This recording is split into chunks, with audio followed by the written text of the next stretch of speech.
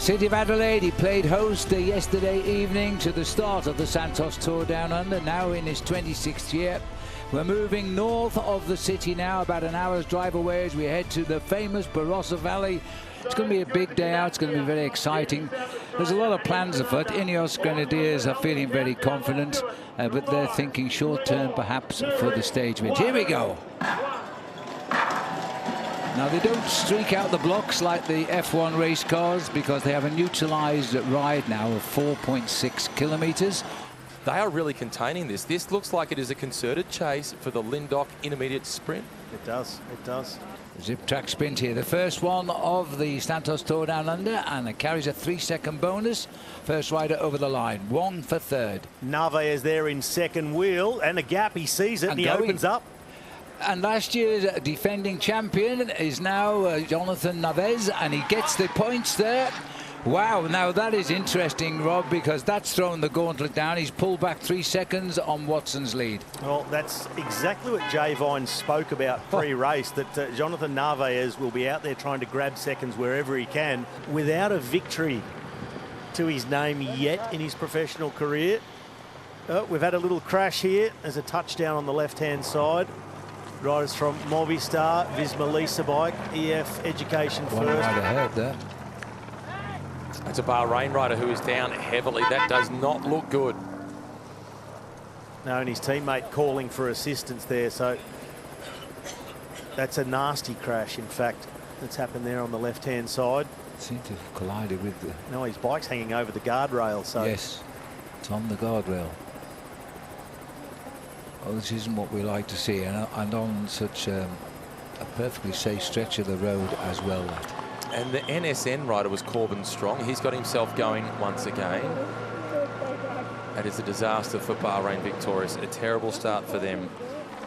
I can't believe this. So throw all my theory out the window then. It's done nothing to make an effort. which leads me to another theory that maybe they're saying, Urian Stud, you can have the King of the Mountains competition points because Guillaume Martin wants the intermediate sprint bonuses. Well, he is now of the Red Bull Bora Hansgrohe team. Last year, he was the man leading out Sam Welsford. Welsford changed teams. Talk about high speeds in the sprint. Oh, this is high speeds, 97. We said they'd be approaching 100 kilometres an hour on this descent. It's steep. There's that sweeping bend I was talking about earlier. You can't see all the way through it. You just need to dab the brakes on the way in. They're coming up to the line and no movement. They're going to go through in this order. No movement at all. So it is Guillaume Martin who rolls across, gets the 3 seconds. Enzo Palini takes 2 seconds for second place, and Urian Stud just tucks in at the back. So there's a definite agreement between the three of who's going to get what. There is the line, and just like the last lap through, single file, Urian Stud on the front, and he takes maximum points. We got one right. Hey, we might get the job. The only change in the order was the two Frenchmen on Groupama FDJ. They switched. And now he is saying thank you to his breakaway companions by continuing the tempo across the top. Yep. And with it, those 3 bonus seconds. And so it will be for the philosopher. He exists, therefore he is. And he exists with 3 seconds. The mountain climber becomes a sprinter, kind of. So that's 2 wins for him there. And 6 seconds back of his lost time yesterday in the time trial. No sprint, no counter move. It's maximum points again for him. He's a good leader in the FX King of the Mountains, and will pull on the leader's jersey tomorrow. 3 out of 3 for Martin Urian Stud from Uno X Mobility. And the good news for any sprinter who was worried about the final passage over Mangles Hill, they've gone up at just a steady tempo, not enough to really burn the legs. So for the likes of Sam Welsford, things still going perfectly to plan. Well, Werner's the rider in blue. A few riders down the line here, but this is now the chase to the finish. And Welsford's going to have to produce something special if he's going to take it out. Well, the men from Decathlon have now taken over for Lund Andersen, who goes from the front. Van Poppel ranging up. Welsford caught on the barriers. Can't get through. Didn't get through, Welsford. And it is. That is a big result for Decathlon. It is Lund Andersen who gets it, the Danish sprinter from the team. They came late with a big rush, and it is Lund Andersen. That is a huge result. Lund Andersen already going full. Here comes Brennan, too little, too late, and he gets himself into second, Matthew Brennan, again on stage one of the Santos Tour Down Under, just like last year in Gomaraka, but this time it wasn't Welsford who beat him, it was Lund Andersen from Decathlon.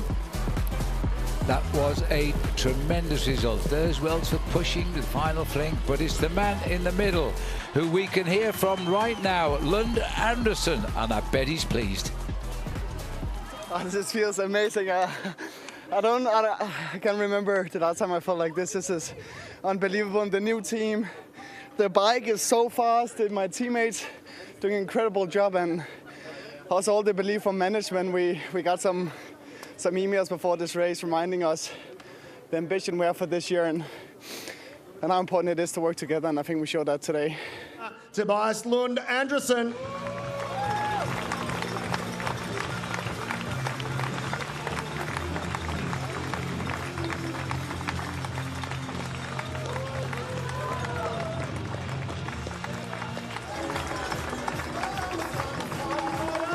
Your Yamaha most competitive. Your My Whoosh young rider leader after the Vanguard stage one. Great riding. You've had a day out, a busy day out, Martin. Congratulations to you. Put your hands together once more. A blanket finish, and he takes hold of Standings now as we go into stage 2 and day 3 of the Santos Tour Down Under, and there is Watson now up into second place, 1 second down into second place rather, 1 second from today's stage winner Lund Tobias Andersen.